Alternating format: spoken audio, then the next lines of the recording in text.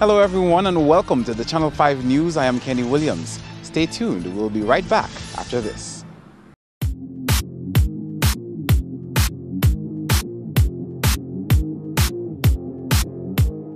Welcome back.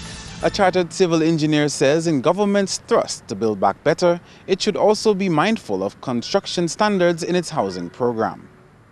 Anthony Leblanc, director of ACE Engineering Limited, has observed that the structural integrity of the Venezuelan-funded Petrocasas is being overlooked. His comments come in the context of Hurricane Maria's impact on housing island-wide. Building code improvement is something that's ongoing, but it's something that we have been calling for, not just improving the writing about building codes, but improving the enforcement. A big part of the failure of our housing has been a failure of enforcement. You see a lot of bad experiences from the government housing revolution projects. It can be noticed by the mass failures of some of those buildings compared with buildings that are built traditionally by conscientious contractors and homeowners. And those buildings were given to homeowners by the government. The minister has to deal with that failure of his ministry and his policies in ensuring that building codes were used to build Petrocasas and any houses under the housing revolution. But where exactly did things go wrong in the Petrocasa structures? As I have said, walls fell. The buildings were totally devastated. I mean, every part of the building except the foundation in some cases fell, and multiple units, not just one or two. And the vast majority of those buildings failed in every location on the island. The last batch of Petrocasas was donated to government for construction of homes for the people of Petite Savanne. The project at Bellevue Chopin was not completed, while residents of Dubique were months into living in Petrocasas at Grand Bay when Hurricane Maria struck. At both locations, these housing structures were severely damaged and in some cases fell flat to the ground. Leblanc, who also wears the cap as chairman of the Joint Consultative Committee on the Construction Sector, says government as regulator of standards should ensure more is done to adhere to building code practices. The housing minister should be aware that the policy as far as enforcement rests on his feet, right at his feet. And he should be responsible for ensuring that enforcement of the building code takes place. We cannot just blame those who he claims made shortcut, because the shortcut sometimes involve the whole homeowner who cannot or say they cannot afford it. The shortcut involves the financing. And we have to look at it holistically. Why didn't we have hurricane ties in some places?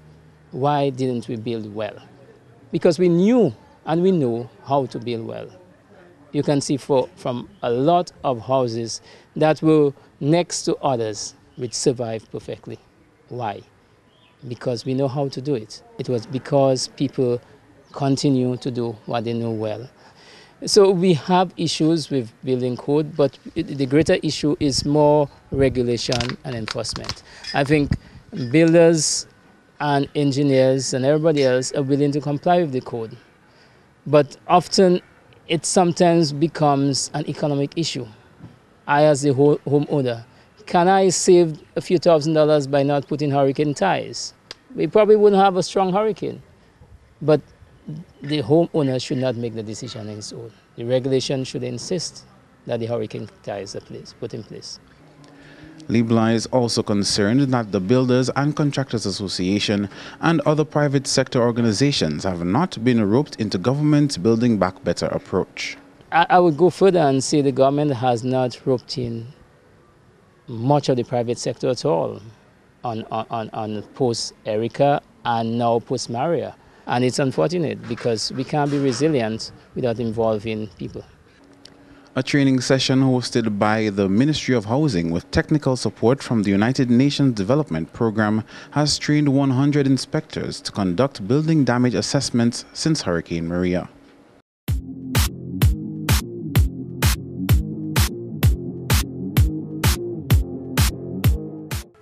On to tourism now. Roseau Bayfront vendors are hoping to receive favorable assistance from authorities in order to properly welcome cruise ship visitors to the island come 2018. Andrea Louis has more. Following the ravages of Hurricane Maria, the Ministry of Tourism announced that it is working assiduously to receive cruise ships here come January 2018. Craft vendors are among the stakeholders to benefit directly from the tourist dollar. President of the Roseau Bayfront Vendors Association, Inc., Roy Romain, says that a lot of work will have to be done to ensure that the vendors are ready to welcome cruise ship visitors here in January 2018. He explained that the majority of vending equipment was damaged from Hurricane Maria and some serious help will be needed from the authorities to ensure that the vendors benefit from the tourist dollar. It has a very, very serious negative impact, because most of us at the Bayfront, especially within the lanes like Love Lane and I think John's Lane, we got all our stores got damaged. There was actually nothing that we could get from it. I tried to get some things myself, but I wasn't able to do that. So we were damaged very severely in terms of our stores and things like that, and that is very bad for us. As a matter of fact, even without our stores, we cannot do anything. So we're hoping there'll be some assistance from the government that we can get the ball rolling and get some stores organized, and much more so that it's been said that January will be the opening date for the cruise ship season. So we're hoping that the assistance can come through so we can get ourselves organized for January when the first boat is expected to be here in Dominica.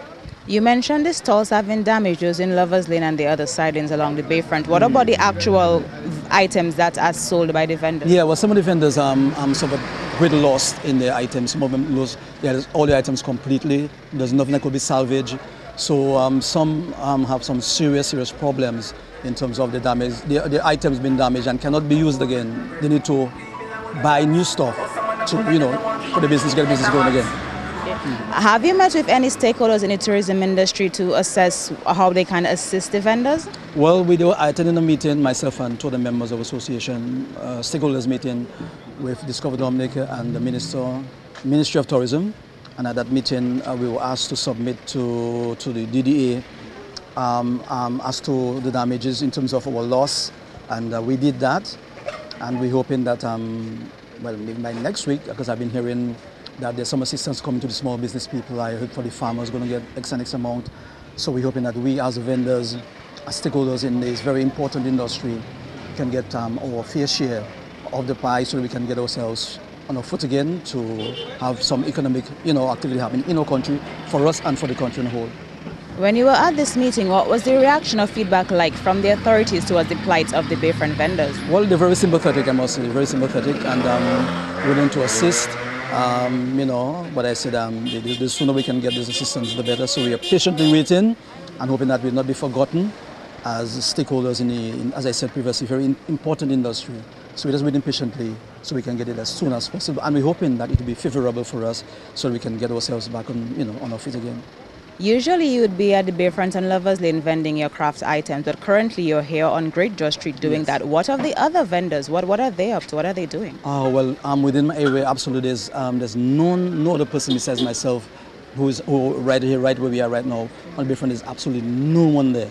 There's nothing they can do because, as I said, our stores got damaged and we haven't received any assistance in terms of having something else, to replace the damaged stores that we have so we can get some business going. Because as vendors, that's what we depend on as our livelihood. And now that we weren't able to do anything is extremely strenuous for us, much more so as we know with the passage of Maria and the things as bad as it is. So we are, oh my goodness me, we are extremely desperately in need of some assistance from the government. So the other vendors right now are not selling anything anywhere? No, I know that some vendors, I saw one or two vendors at the old market, but within our area, there's absolutely no one doing anything, no form of business at all within our area. We're hearing talk of hopefully inviting or receiving cruise ships from January 2018. How prepared do you think the vendors would be for that? Do you think it's practical even? Well, it can only be practical with some assistance, with the assistance that we are supposed to receive, we get it. Only with that can we get something going.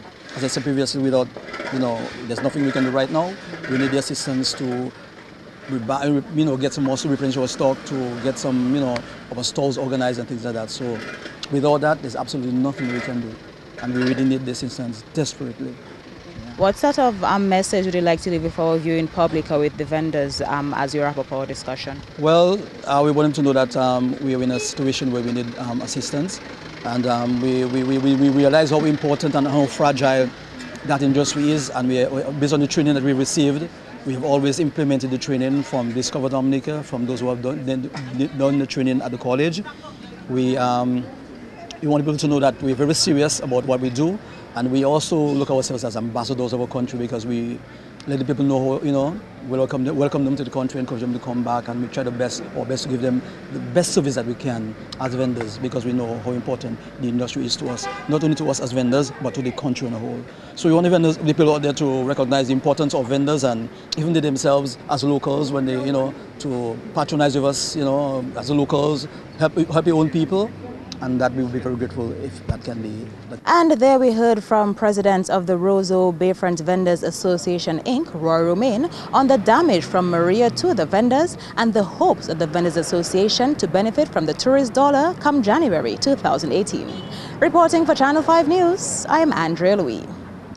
On a somber note, national radio station DBS has been receiving tributes in memory of former Chief Technician Kurt Matthew. Mr. Matthew died in hospital early Monday morning from injuries sustained in an accident in Canefield Sunday evening. Matthew was apparently heading to his vehicle when he was fatally struck by a moving bus. Management and staff at the radio station, as well as his family, have all been shocked by the news of the death of Kurt Matthew, who was being celebrated for his work in restoring the station's coverage post-Hurricane Maria. Kurt Matthew was all about dedication, passion, commitment. And especially after the passage of Category 5 storm, Hurricane Maria, of course, which destroyed a lot of our equipment and put us off. Kurt was determined to get back to island-wide coverage. Of course, he had to do it step by step. He achieved it in Roseau, and he went on to other parts of the country, to Portsmouth, to Marigot. Granby was a big challenge for Kurt Matthew, but he was determined to make this happen, and he achieved this feat.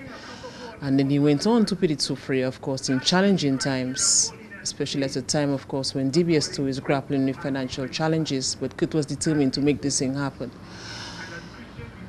On Saturday, late Saturday, Kurt announced that, of course, we had reached that milestone, 98%, he said at that time. So DBS is back to island-wide coverage.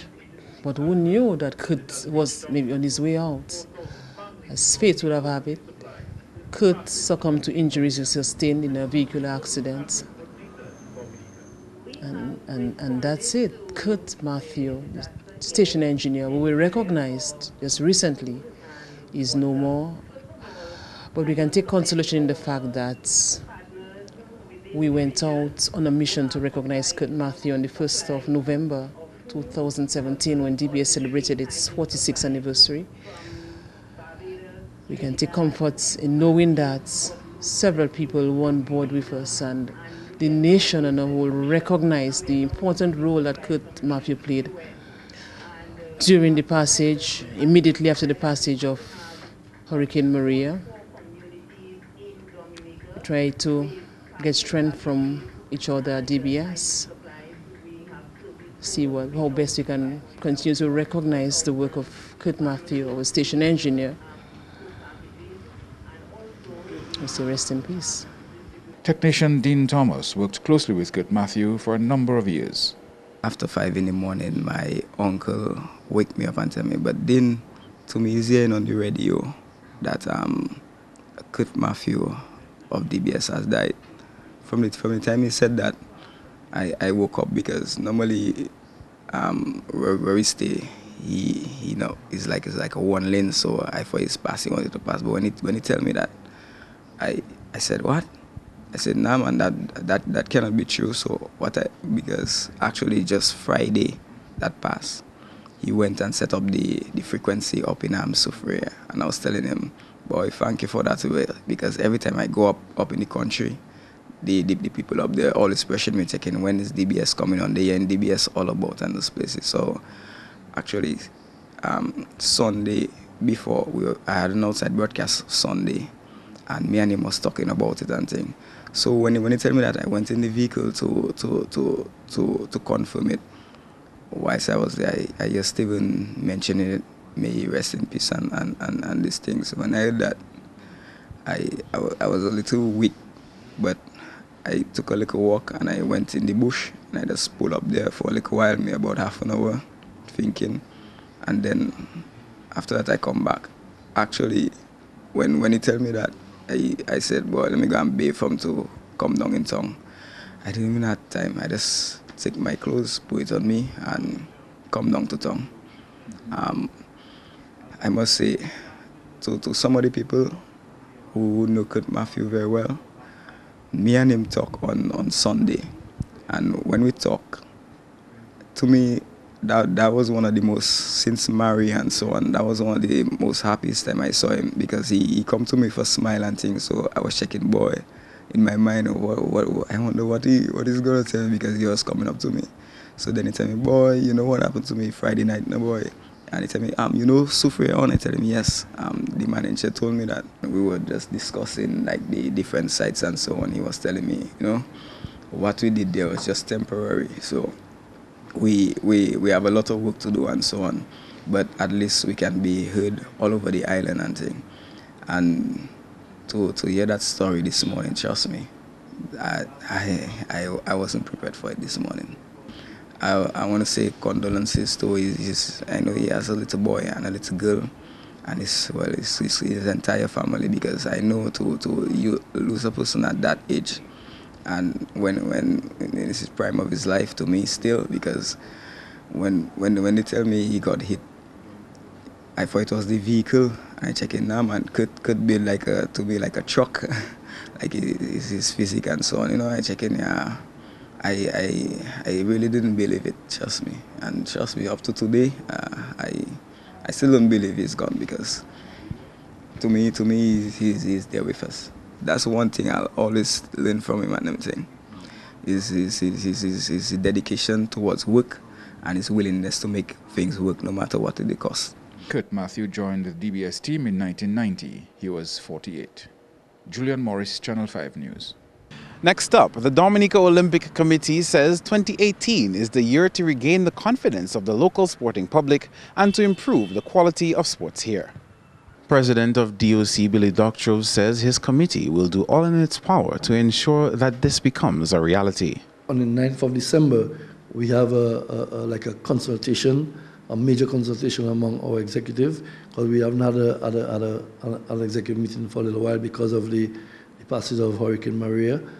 We have basically an all-day consultation where we're going to be sitting down to look at our strategic plan and to look at different areas where we believe that we need to go for 2018. So I'm looking forward for the Dominican Olympic Committee to be restored, you know, the good name to be restored, and I want to thank the members of the public. Remember, I said earlier on that one of our major goals of the Dominican Olympic Committee is to restoring and to winning back the confidence of the Dominican people. And I must say, to a large extent, this has been the case. Many persons have called us offering their advice, offering their help, their assistance in many ways, and I'm happy in the manner that they have accepted us. And the good name of the Dominican Olympic Committee is once again a factor which we are very, very, very proud of. Doctorow mentioned that a major area of concern is being armed with qualified coaches. He believes having more qualified coaches is likely to result in improved athlete performance. Now that we have the funding approved, we want to ensure that all our athletes get the opportunity to prepare themselves properly. Some might have to go overseas to do that. Some might have to have a coach coming across to Dominica. We have already identified areas that we believe that our coaches have to improve on, because our local coaches are very important persons in the whole development of sports in Dominica.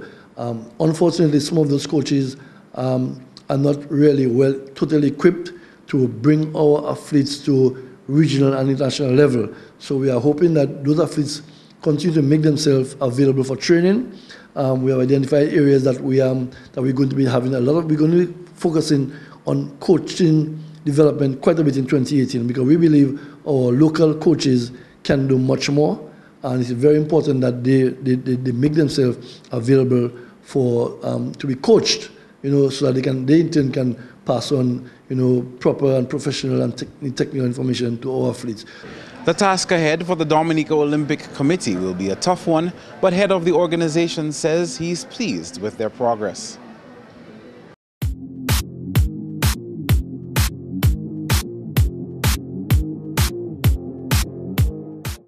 In related news, just 1 year into his career, a local sports reporter will have the opportunity to make representation at the 2018 Youth Olympics. DBS Radio's Sharon Burton was recently chosen from a pool of applicants worldwide to report on the 2018 Youth Olympic Games in Argentina. The 22-year-old says he is humbled by this opportunity and is looking forward to the experience. It was an excellent experience, a great feeling.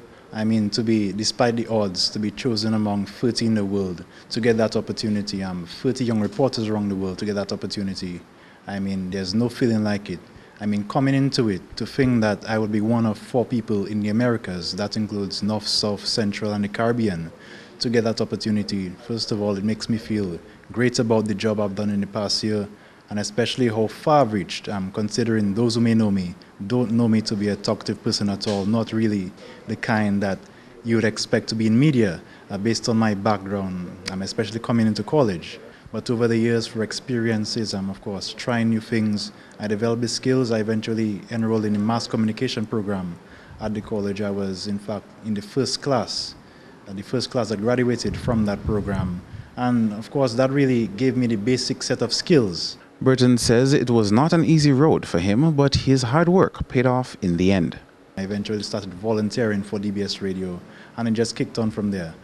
First of all, I would like to thank the manager of DBS Radio, Cecil Joseph, because he is really the one that gave me the belief that I could do sports. I mean, as a person, I've always been involved in sports my whole life, cricket and so on, but I never thought I would be a sports reporter. To reach at this point here, the past year, it's just a testament that hard work and trying new things and putting your all into it, it really pays off. He says this is an opportunity to improve on his craft and to meet top athletes from around the world. Well, of course, going to Argentina in the first place, I've never been to South America, so of course you'd have a new culture, you'd have an opportunity to meet new people, and of course the top youth athletes around the world, the future Usain Bolts, Johan Blakes, even Michael Phelps, perhaps. So that, of course, would be a great experience personally. Also, in terms of developing my craft, you'd have other young journalists all around, and also the senior journalists you would have, of course, have the opportunity to learn from. Just basically getting an idea of how the international sporting world works, how sports journalism works. Really to be among that in the 2018 Youth Olympics, it would be a great experience, a great learning experience, and just a great, a once-in-a-lifetime opportunity, because, of course, the cutoff age for that program is 24. So I'm glad I got the opportunity at this time. Burton credits his success to a well-rounded support system. He says his achievement is proof that hard work pays off.